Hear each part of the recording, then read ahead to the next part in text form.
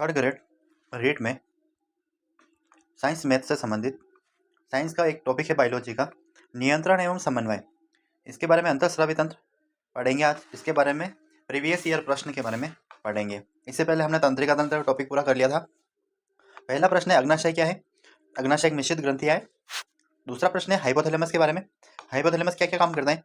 पीयूष ग्रंथि को प्रेरित करने वाला हार्मोन है। पीयूष ग्रंथि के गोनेडोट्रोपिन हार्मोन के संश्लेषण एवं स्रावित को प्रेरित करता है। मानव शरीर का ताप स्थापित स्थित होता है, इसमें पीयूष ग्रंथि को नियंत्रित करता है। यह हाइपोथैलेमस का काम है। अगला है पीयूष ग्रंथि, जिसे हम मास्टर ग्रंथि भी कहते हैं। इसका उद्गम भ्रूण के एक्टोडर्म में होता है। इसमें GH, PRH hormone, TSH hormone, ACTH hormone, LH hormone, MSH hormone स्रावित होते हैं। एलएच यहाँ लीडी कोशिकाओं को टेस्टोस्टेरोन उत्पादन के लिए उद्दीपित करता है। एफएसएच क्या करता है, अंडाशय में अंडाणु के परिपक्वन को नियंत्रित करता है। कौन, एफएसएच। ऑक्सीटोसिन और वेसोप्रेसिन हार्मोन का संग्रह और स्राव करने का काम कौन करता है, पीयूष ग्रंथि द्वारा। इसके दौरान कौन सा हार्मोन रिलीज करता है, pituitary hormone. Pituitary hormone release करने का काम कौन करता है, पीयूष ग्रंथि करती है। अगला है पीनियल काय। पीनियल काय में पिनिकल एक जैविक घड़ी के रूप में से जाना जाता है तथा अक्रिय तीसरा नेत्र भी है। मेलाटोनिन हार्मोन का स्राव करती है, शरीर की दैनिक लयलयता को बनाए रखती है। पांचवा है अवट्टु ग्रंथि या फिर थायराइड ग्रंथि। इसका आकार एच नुमा होता है। इसमें T3, T4 और कैल्सिटोनिन हार्मोन पाया जाता है। यहाँ एक अमीनो अम्ल है। उपापचय क्रिया को नियंत्रण में बढ़ाता है। कमी से रोग, घेंगा रोग, जड़ मानवता रोग होता है तथा अतिस्राव से नेत्रोत्सर्दी और गलगंड प्लूमर रोग होता है। अगला टॉपिक है थाइमस ग्रंथि। यहाँ बड़ी अंतःस्रावी ग्रंथि है, सबसे बड़ी अंतःस्रावी ग्रंथि है।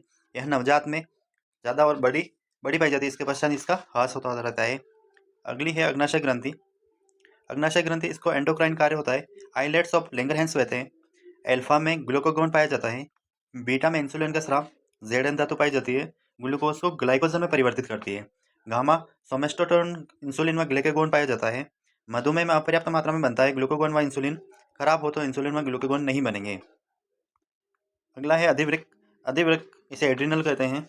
यह हृदय गति बढ़ाता है व उत्तेजना का अनुभव कराता है। रक्तचाप पर नियंत्रण कौन रखता है, अधिवृक्क ग्रंथि रखती है। इसमें लेडी कोशिकाएं एंड्रोजन का संश्लेषण व श्रवण करती है। एस्ट्रोजन ग्राफिकियन पुटिकाओं और द्वारा स्रावित होता है। एसीजी हार्मोन गर्भावस्था की पुष्टि करता है। अप्रा प्लेसेंटा द्वारा स्रावित नहीं होता है। एसीजी, एचपीएल, प्रोजेस्ट्रॉन यानी। और चौथा है एंड्रोजन। तो कौन सा नहीं होता है, एंड्रोजन नहीं होता है। पादप हार्मोन। पादप हार्मोन में पहला है ऑक्सिन हार्मोन, कोशिकाओं की लंबाई में सहायक होता है। जिबेरेलिन तने की वृद्धि में सहायक होता है। साइटोकाइनिन कोशिका विभाजन में होता है। इथाइलिन हार्मोन से कच्चे फल पकने में सहायक होते हैं।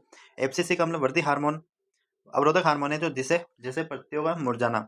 सबसे बड़ी हड्डी फीमर, सबसे छोटी हड्डी स्टेपिस होती है। अब दांत में चवर्णक दांतों की संख्या कितनी होती है, 3। अवशेषीय अंग अगले दाढ़ है। शरीर का सबसे कठोर भाग दांतों का एनिमल होता है। कान में कितनी हड्डियां होती है, 6। शरीर की प्रबल हड्डी, सबसे प्रबल हड्डी कौन सी है, जबड़े की हड्डी। वृक्कीय नलिका के अंतिम भाग में जल का पुनरावशोषण किस हार्मोन के नियमन से होता है, वेसोप्रेसिन। हृदय की धड़कन, हृदय स्पंदन को नियंत्रित कौन करता है, पेसमेकर करता है। मानव शरीर में कौन सा अम्ल नियासिन में परिवर्तित होता है, ट्रिप्टोफैन।